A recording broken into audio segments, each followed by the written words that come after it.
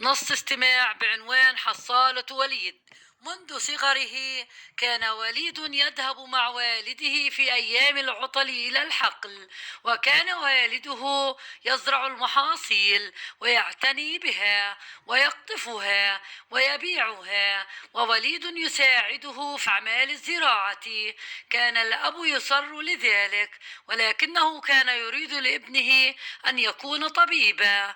شجع الأب والأم وليدا على الدراسة، فجد في دراسته، ولكن وليدا كان قلقا على تأمين المال اللازم لنفقاته الدراسية في الجامعة مستقبلا. وفي الوقت ذاته كان مشفقا على والديه الفقيرين اللذين لا يبخلان عليه بشيء.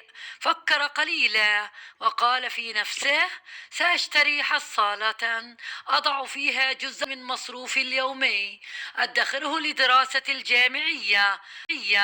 أنهى وليد الدراسة بتفوق. فرحت الأسرة بذلك، لكنهما كانا قلقين يفكران في كيفية تأمين مصاريف الجامعة الكثيرة لوليد. أما وليد فقد فاجأ الجميع بحصالته التي انتهت، وقد تبين أن القليل الذي كان يضعه فيها أصبح مع مرور الأيام كثيرا. بدت الفرحة على والديه، وقال إخوته وأخواته: سنصنع يا أبي مثلما صنع وليد، لنخفف عنك عبء مصاريف الجامعة.